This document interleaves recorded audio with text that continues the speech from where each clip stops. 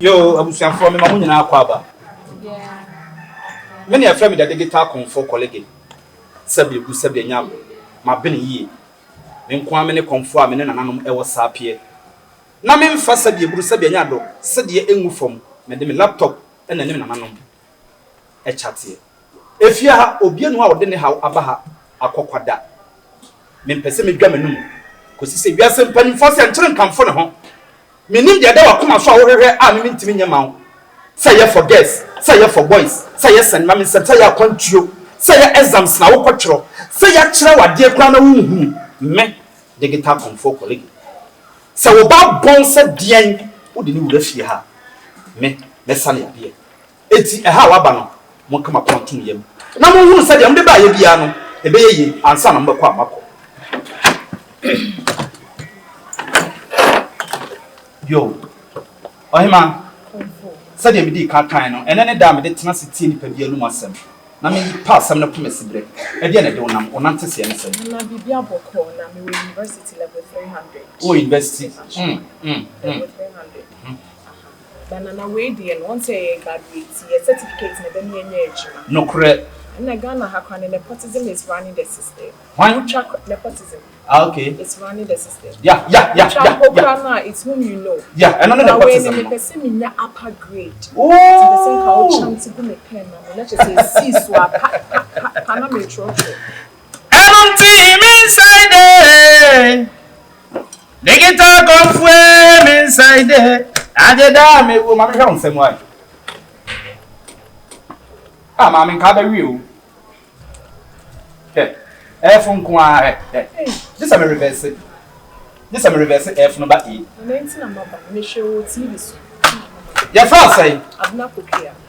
Ma pokia jimi kwa me ye adwuma. Me ye adwuma. O ma bi na say dia mai ba. Me ya me hu na mti me de ba no a kire. It was so passes ade a wo ye nti e be boa me no ye. It sabi hu se me ye and to teacher no so wonim se wonim adwuma me ye. Aba de ro ya ma me am go school ba go.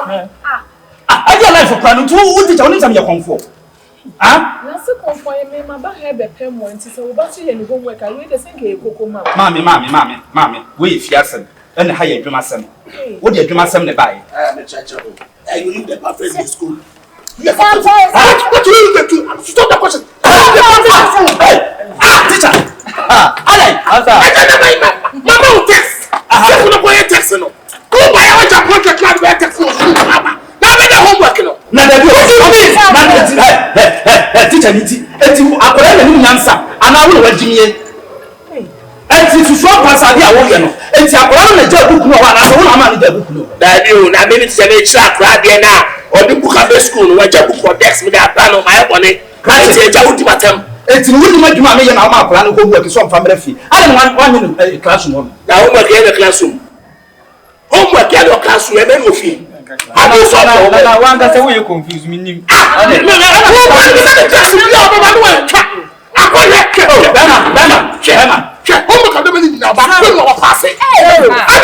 Zero.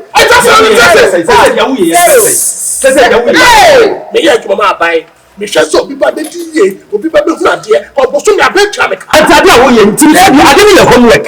Eti woni se me ye Komfo. eja Consider me. akwa this way of form nti many one no na this way of form na this way nyenye hwe na no homework hwe me nim so na akere no say ne ho na chest who teach you the homeworks My father. Take it up. Come on. My father teach you homework and you look perfect. All right. Na teacher ni kwa we chere say. Nana. Fako. Famo teacher wo fe so. Nana. Mo pa cho munya abotre. Enyo me bi ye ma adwinya na wo be say okay. Me ba be ya ma ko. So KG2 so on you no kwani homework went nya na mimi university. We dey mesramo. Manya corrections bi wa ha.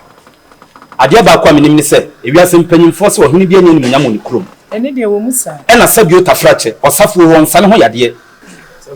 Adom ananom de adom yen no. Me de ma abontensofo. Se nanom nhye me se memfa mo afiefo a, me ntimi mfa nya me ba de ma ne ye da. Emi ti se ye nyina abehwa and no can call my son de pay as of forma a conforma a teacher forma cause sister was so for won't mean some ya dear man ye da na mo de what ya do mama me say me fam mama it mo come up to me me patch out myself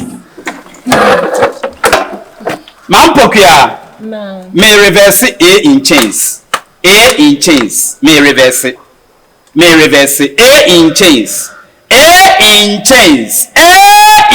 chains maybe you no ubetua 1005 why ama makola Matima na me fi say bia be ma me peno my ye will be bia wa cho me tua why next ohima e dey na do ba ye na me toni mo okromo me toni mo adehye market dey na aton ejwani nye me tontade ntade ejwani nye me friend ba ko me nyina ne kokwan so wo ba ya me ntwamo no ejwani nya zenko di ko aduma ke be location bia wona nya ma wo yare ana aso abodem bi wo bodam kakra na wona abetre madwuma se o se adehye market ko di ko aduma bia location na mboa e fa ho ben obi ba ho Mawura ese me madam fu na eko oba go be hwie ya customers guso sisia na ne de na who do the same me pa che friend me Becky man Becky na sorry bla why Tomimu obe Tomimu 6 times why Tomu said o fam me no Tomimu ye ohima Tomimu ye na me twi good luck na ma why Tomimu ye Nana won say ka ba bi o obi ade ya we ati ade we bonsama na me yo be yo ya de na we kwa hwade o ya kwa ma hye egu me bokra ya me ya ade na bobo ka fra ma me nyi ye ne ye why hye egu disa me sai no foforo why bla ma hona ha ma me wo honhom why susubu mu na me sisi o forces enti me nya ya na me nya obi amanfo wa chiri ti shade wo ye no hu ne yensu ye hu ne pentem tanase so madam first I want so obi ana ne hawa wo de ba ye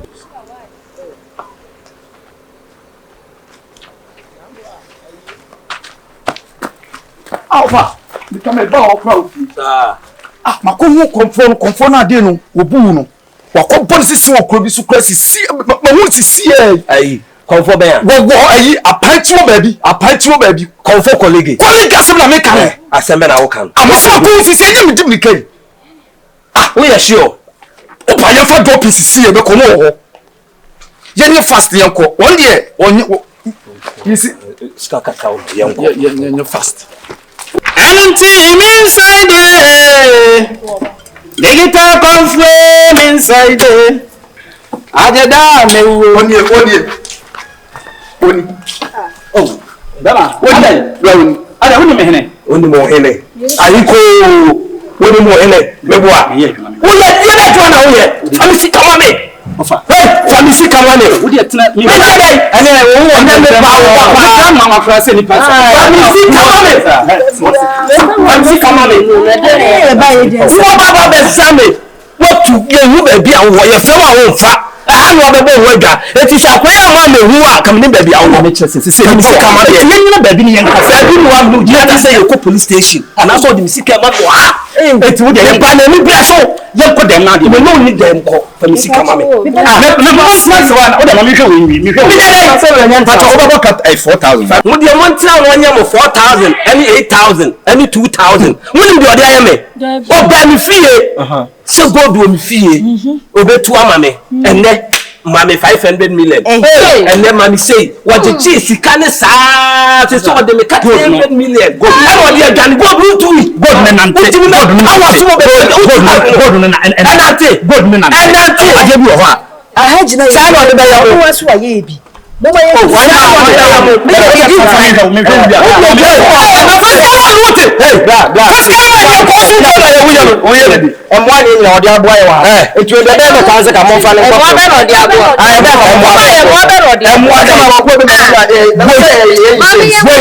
Family come me. Odi offer. Na me do police station.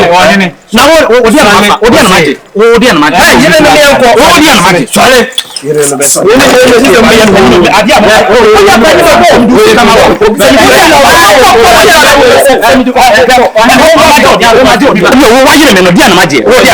Attempt is doing. Why? Let me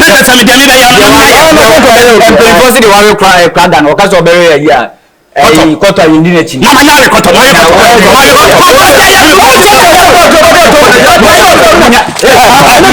Mibisana. Yes, I'm going back. Aye. Mibisana. Open your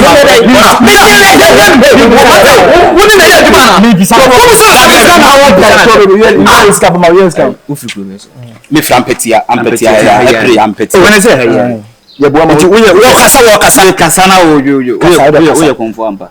Busano, busa papa yi. Bisa wasem. Ebi make me save winning. What why no master akom. Ah? Usua akom ofan. Ayi kwakubu nsam na tete me. Nti ko winning kwakubu nsam. Bia me kwakubu nsam na wa me. Friend busano na tete me ni nyina na wie college. I mean dia chi. Tell them see what ya. Wo me ba. Wo fa mai. Kwakubu nsam. Na ya dai wo fa ni fa.